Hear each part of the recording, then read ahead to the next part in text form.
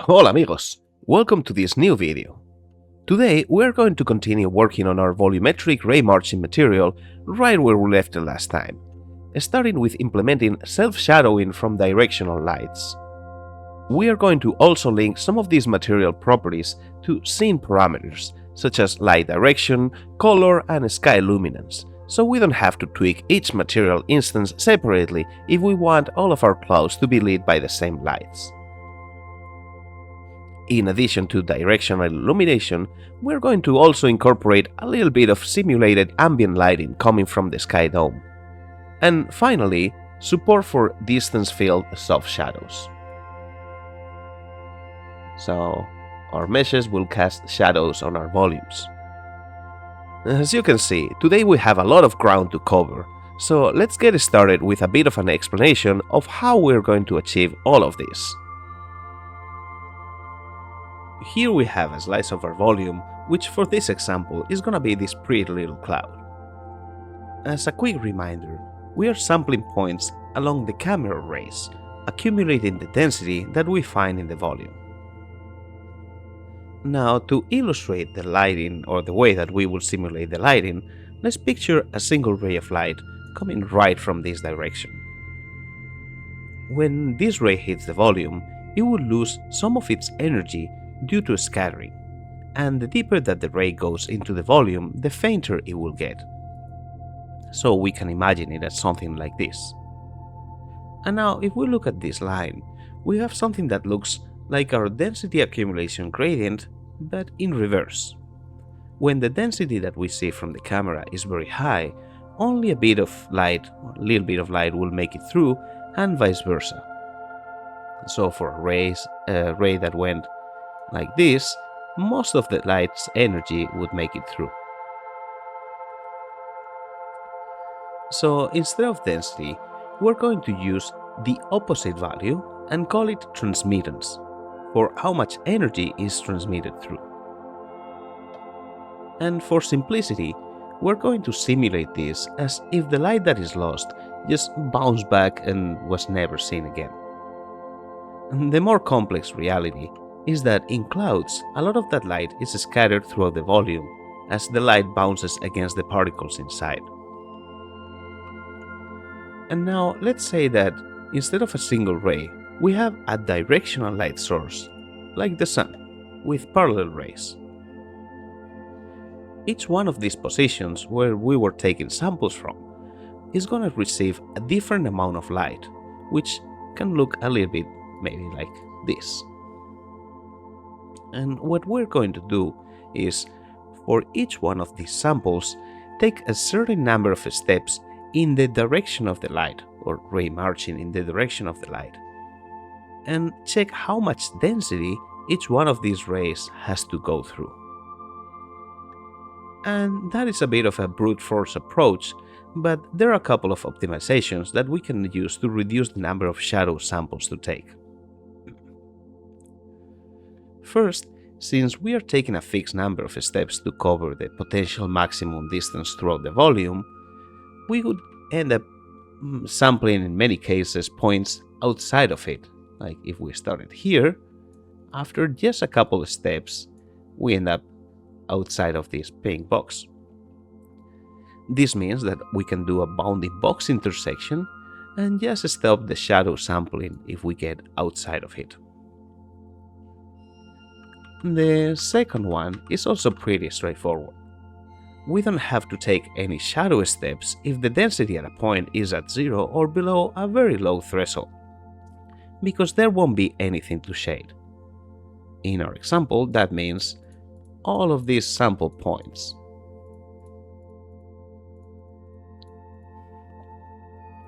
And finally, if the transmittance falls below another threshold, also very low, none of the light will make it through, which means that we can also stop taking shadow steps. In our case, could be a point maybe around here, and after we take, let's say, this number of steps, our transmittance is 0, well, at that point we know that there's no light making it through this point, which means that we can also stop. and that covers directional lights. Now, we won't do it for this tutorial, so I won't go into all of the details, but the steps for a point light are conceptually the same. We're still going to trace from each one of our sample points in the direction of the light. However, point lights introduce two new complexities to our algorithm. The first one is that since the rays are not parallel, but they come from the source in all directions, we need to recalculate our light vector every time that we start a new shadow step loop. So once we start shadow stepping from this point, we need this vector, and once we start from this point, we need this vector.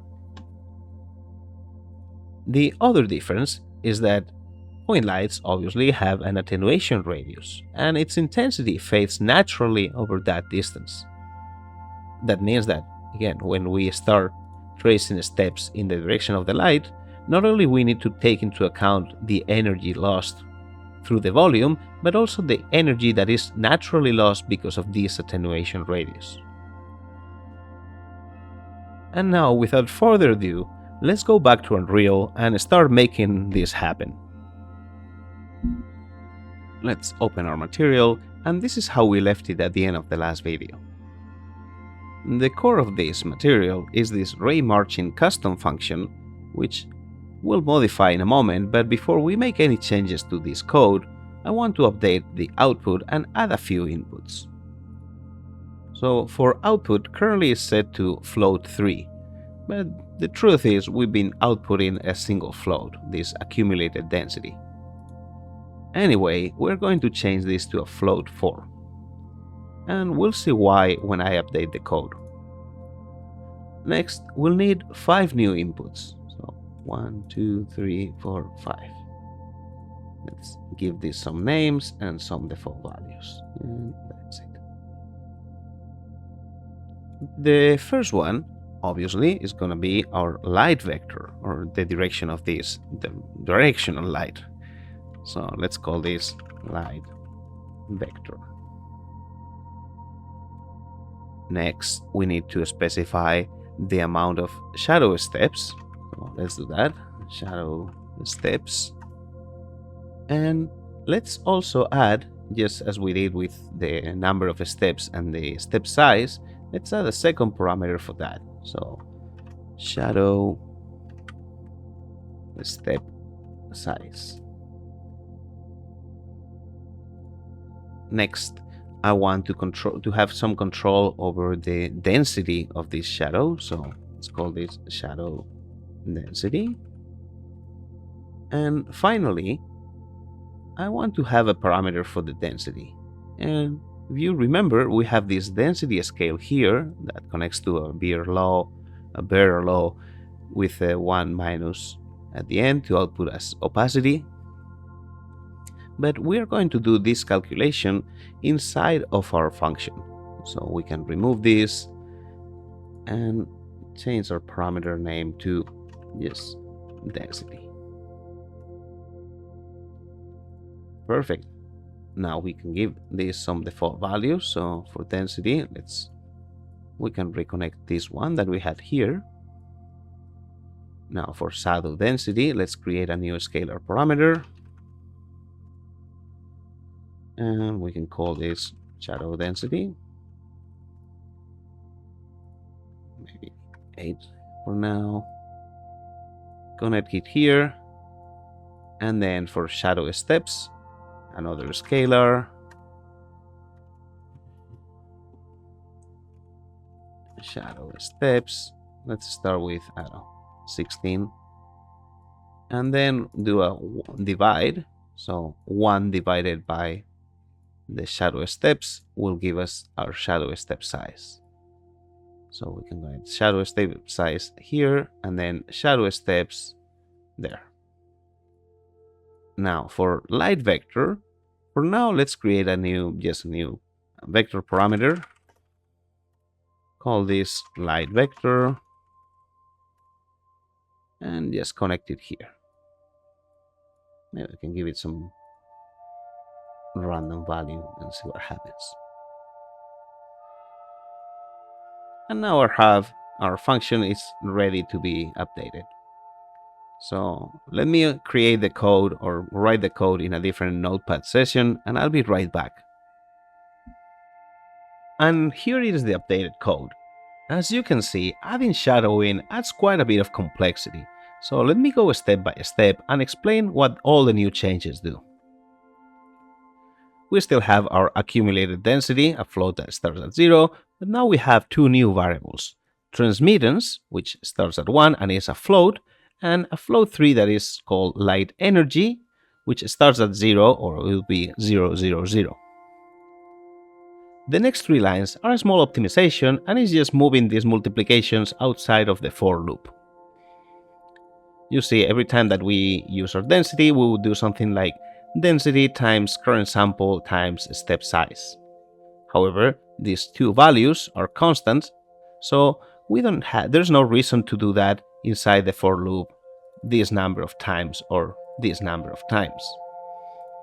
And the same applies to light vector and shadow density, except that in these two cases we are scaling times shadow step size. Finally, we need a threshold to compare and to know if the shadowing is so intense that there's no more light coming through, that optimization I mentioned earlier, and that's equal to minus the logarithm of shadow threshold divided by shadow density. And now you might be wondering, what is this shadow threshold? And that's a variable or an input to the function that I forgot to add and will create once we go back to Unreal. Next, we have our local camera vector, this one line, same as before. And here we have, again, same as earlier, our ray marching steps. Now, after taking our current sample in our regular ray marching, we are going to compare that sample with a threshold, very small, 0.001. And that if ends all the way down here. That means that we don't have to do any of this if we sample a position that is almost empty and doesn't have any density on it.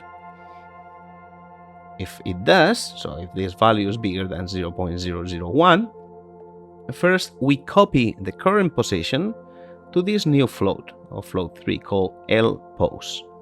And this will be the position from which we start our ray marching towards the light. Next, we have this float called shadow dist, which is just a shadow version of our accumulated density. Also starts at 0. And here we have our for loop with our ray marching for shadows. So we're doing this for this number of times, shadow steps. And the first thing that we do is update our position in the direction of the light. Next, we are taking a sample at that new position. And next, we are checking, or we are creating this value called exit shadow box, which is basically a remapped version of this position. So here we are remapping the position to a value that will go from 0.5 to 1, both positive. And if we add the three components of this vector, well, if that value is bigger than 1, then we are outside our bounding box. The other part of this comparison is if our shadow distance or accumulated shadow distance is bigger than this shadow threshold that we defined here at the beginning, then we can also exit the loop. So if this happens or this happens, then just break the loop. After that, so if we don't have to break the loop, then we just increase our accumulated shadow distance by the sample that we just took. So this is our for loop or our ray marching for shadows. And after that, we just scale our current sample. So basically this is a way of applying the Bayer law. And then we update our accumulated light energy And we also update our transmittance. Finally, after exiting this shadow loop and updating all these values, we just need to update our current position, just the same as before. Now, these were the lines where we were taking our final half a step or a smaller step or fractional step, and for now I just commented the whole thing. The reason is that we will have to basically copy all this stuff with this new fractional step, but I'm going to wait until we finish with the rest of the code, just so I don't have to update this over and over. After that, I should have highlighted this in a different color. We return a new float 4, which first three components is our light energy, and the fourth component is our transmittance. So hopefully that explained what everything does. Let's go back to Unreal and let me first copy all this code and we'll paste it into our custom node. Oh, one more thing before we go back to Unreal. I forgot to mention that we are also scaling the local camera vector by the step size outside of the for loop. So I guess it should be highlighted like these ones. So here, when we move our camera vector, we don't have to do this multiplication every time. And now I can copy everything and go back to Unreal and first update the code. And before we add any connections, I need to create this shadow threshold input. So let's copy the name from here, add a new input, and rename it to shadow threshold. Now it also needs a value, so let's create another scalar parameter, call it shadow threshold, and give it maybe 0.01 and connect it there. And now remember, we are outputting a float 4, so we need a couple of component masks. The first one for RGB and the second one for the alpha. And we also need a 1 minus because we're going to use the transmittance as opacity. So let's connect that there and that to emissive color. Oh, and I didn't select the alpha. There we go. And now we have our shadowed cloud. So let's apply and save. And let's see how we can improve this. The first thing that I want to do is bring back the light color. So we can remove this multiply and rename this parameter light color. Now, instead of doing this outside of the function, I'm going to pass this parameter as a new input on our function here. The reason is that later on we'll add ambient lighting, and that light shouldn't be colored by this other one. So let's scroll down to our inputs and add one new input and call this one light color.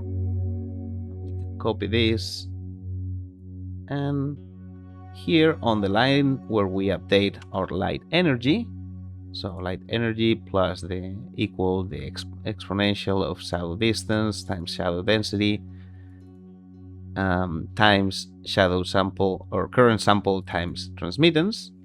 So at the end of this line, add times light color, and now we can connect this new variable to the new input, and our cloud is also colored by this light.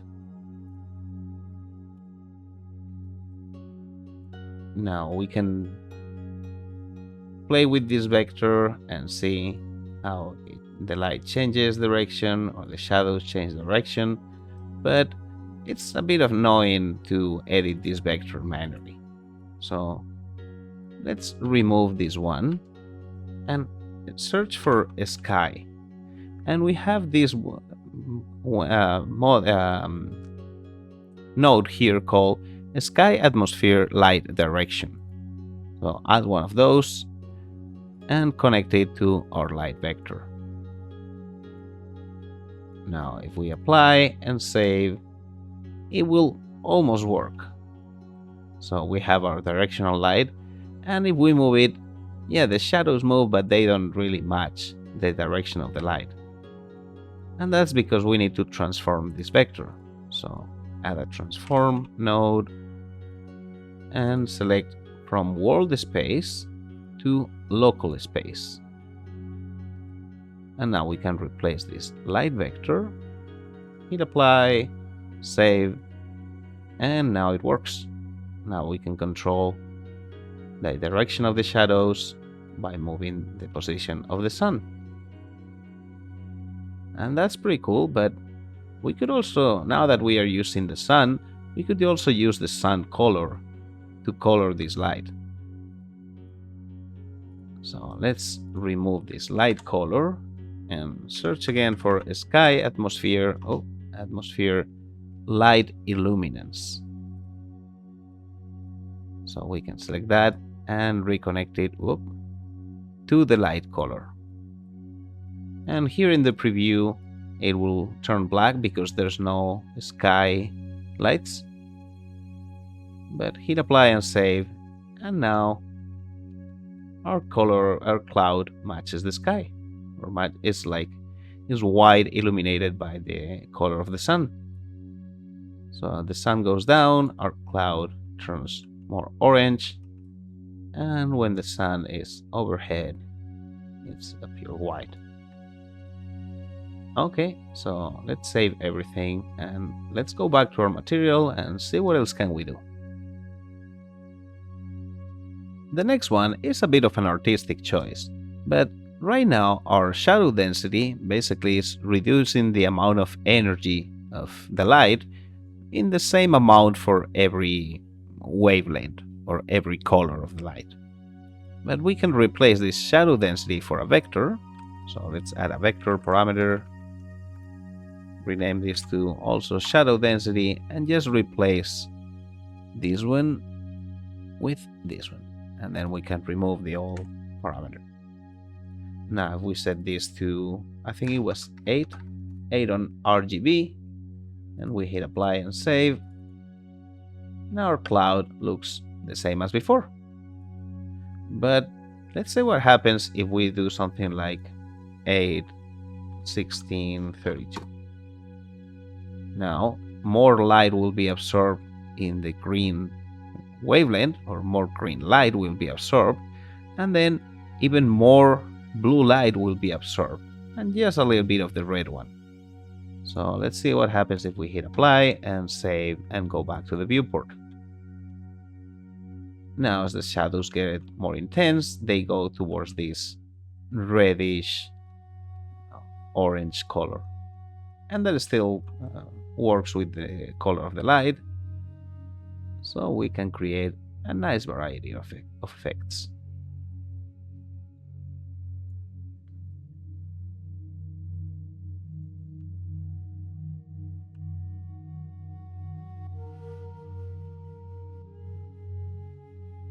Now let's add a bit of ambient lighting.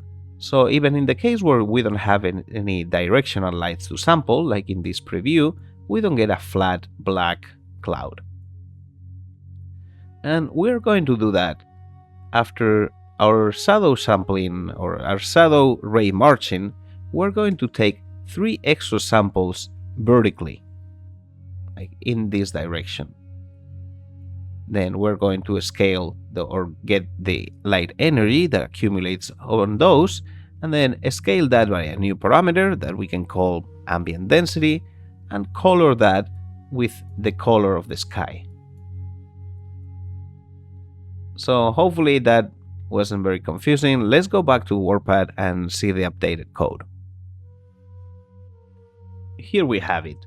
So after updating the light energy and the transmittance outside of the shadow steps here, we first reset the shadow distance, because this is just for the ambient lighting, and then the ambient lighting is just going to take 3 samples. So these 3 lines are basically repeated here and here, except that we're using different offsets. So for this one is 0, 0, 0.25, so a little bit up, then 0.05, a little bit more, and then 0.15, a little bit more.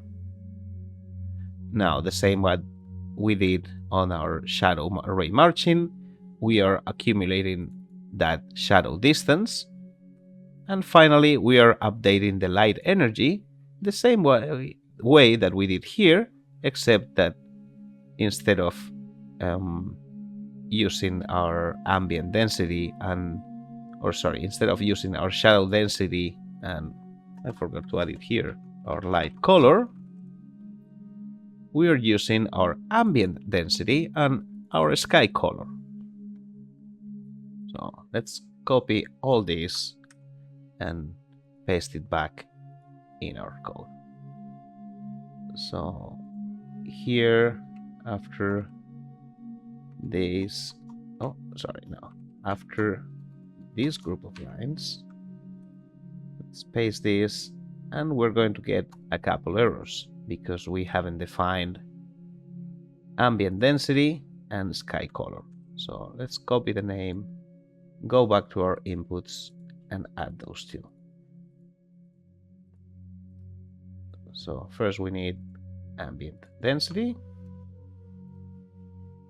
and next we need our sky color.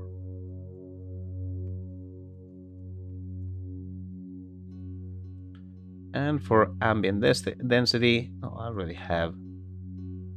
Let's create a new scalar parameter, ambient density,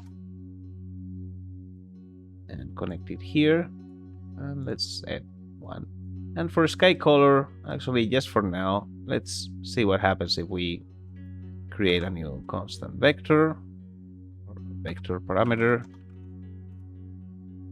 and we call it blue, connect it here to sky color, and give this a little bit of a bluish tint.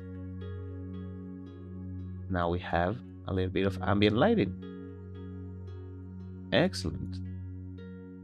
We can increase the ambient density, so 2, and it doesn't have a lot of samples, it's just 3 vertical samples, so I wouldn't increase that too much. Values between 1 and or 0.5 and 1 or 2 are probably as high as you want to go with this. Now we were already using the light direction and the light illuminance. Let's take the color of the actual sky on the viewport. So search again for sky, and here we'll have the sky atmosphere distant light scatter luminance.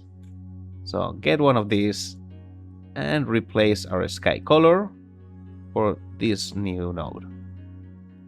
And again, in the viewport, it won't do anything.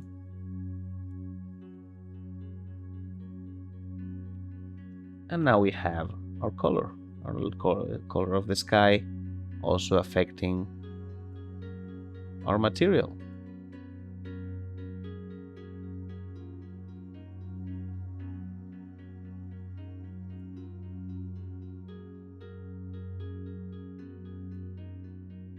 Cool. And we're almost done. Another cool thing that we can do is query the global distance field to project shadows on our volumes. And as an extra bonus of using this method, we can get soft edges just basically for free. So as you can see, this sphere that is really close to our volume is projecting this nice crisp shadow. And the one that is over there is projecting this much more soft shadow. Now, because we're using the global distance field and not querying the properties of any specific mesh, we can also scale and transform all these, and the effect updates properly.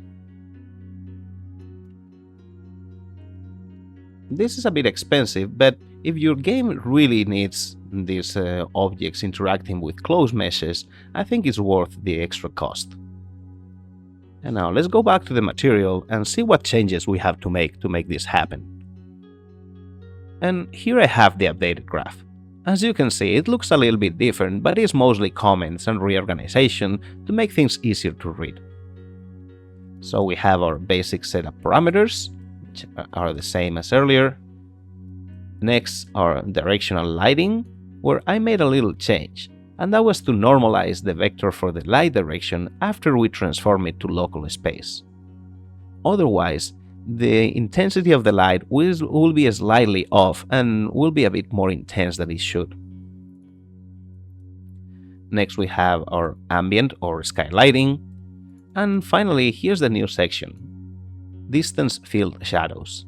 So I added 4 inputs to the function, and they are light tangent, light vector WS for world space, camera pose position in world space, and finally DFS steps. So starting from the top, the light tangent will affect how much penumbra or how soft the edge of our shadows are. Next, for the light vector in world space, I'm just taking the same light direction that we were using for our shadows and not transforming it, but still normalizing. Next, the camera position in world space, which we can just get as a node.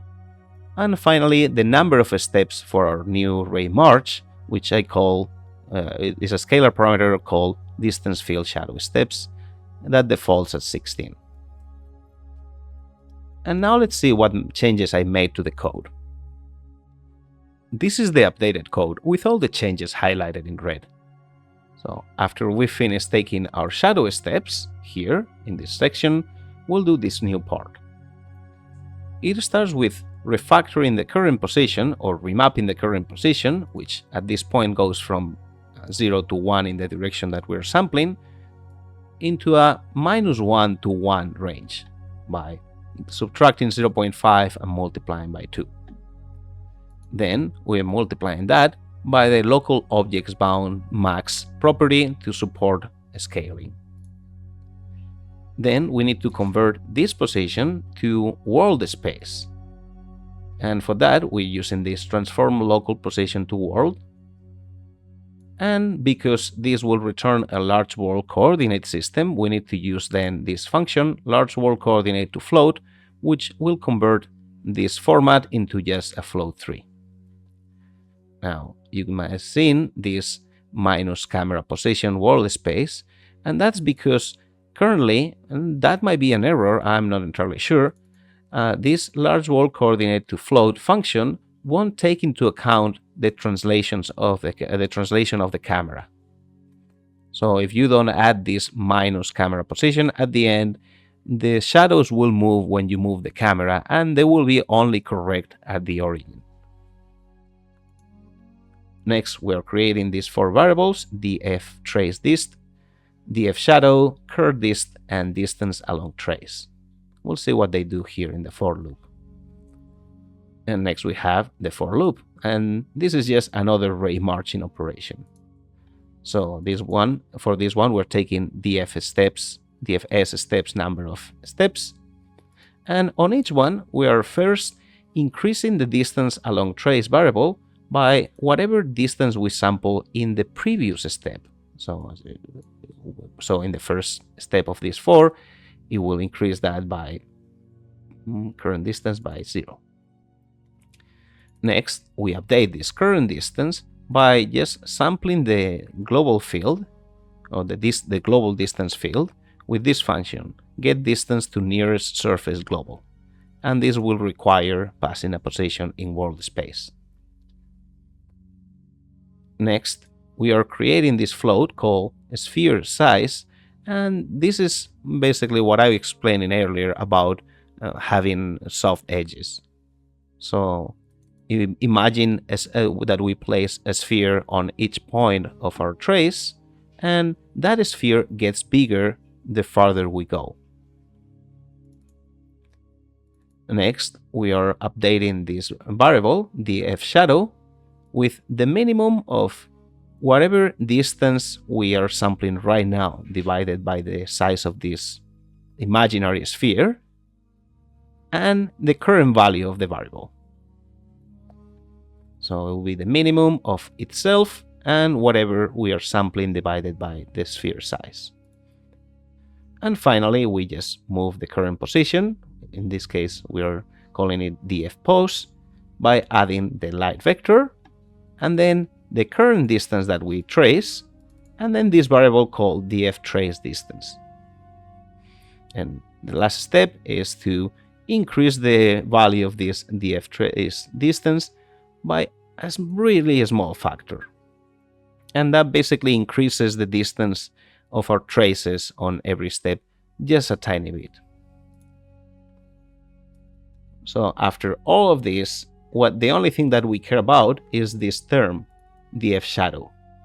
So a couple lines later, when we are updating our light energy, we are adding yet a new term here. So we are just multiplying it by this df shadow. So just copy this part and paste it after the shadow steps, and don't forget to multiply our light energy by the df shadow term at the end. And after updating the code, your volume should be shadowed by other objects. Now, you can change the number of steps, but I wouldn't go too low or lower than 16 maybe, or something like that. And the light tangent, so you can experiment with different values, but if you get it too high or below 0, it starts to show some really weird behaviors. So maybe something like that doesn't look too bad. Another advantage of using this type of distance field shadows is that the objects will project shadows even when they are within the volume. So as you can see, we can move this sphere all the way here and it still projects a very nice shadow.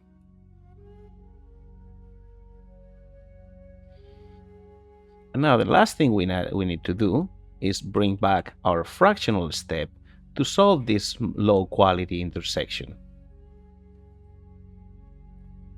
And these two lines are the important part of our fractional step. First, we update the current position, the same thing that we did in the previous video using the final step size. And second, we take a current sample at the new position. Now, as for the rest, let me zoom out. I'm going to copy everything inside this if sentence, including the if. So from here all the way down to here. And I don't want to copy this current position update. So copy this and paste it after these two lines. So just to summarize, we are still doing our regular remarching. Inside of that, we are doing our shadow remarching. Then we're doing our lighting remarching, and then our shadowing distance field remarching. And once we do all that, including our ambient lighting, we take one final step where we do all of those things again. Main remarching, lighting, and shadowing, and ambient lighting. So let's copy all this, and once we paste it into Unreal, things will look a little bit better. And you can still see a little bit of the stepping in the direction of the camera, but I think it's a pretty good result.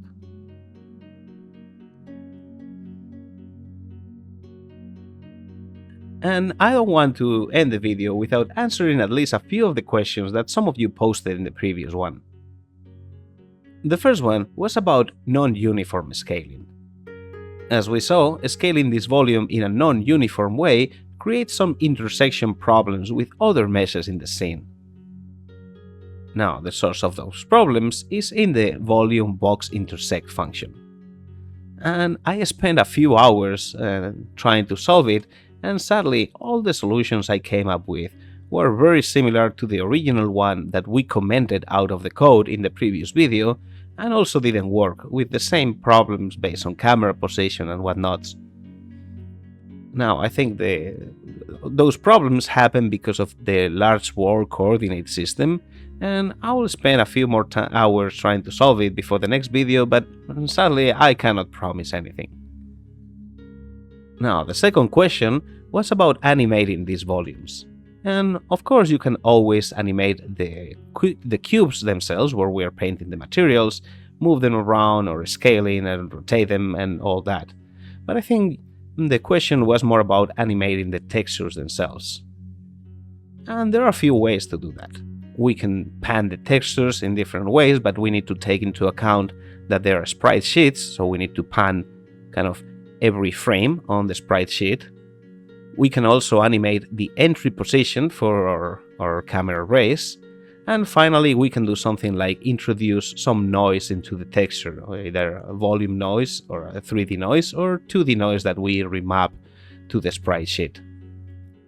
Now, we'll see all of those in a bit more detail in the next video, where we're going to focus in making a pseudo-volume texture editor that we can use within Unreal to make our own volumes from scratch. But that's gonna be on the next video. For today, I think that's probably good enough. I hope you guys enjoyed this video, and if you did, please consider giving a like and subscribing to the channel. See you next time!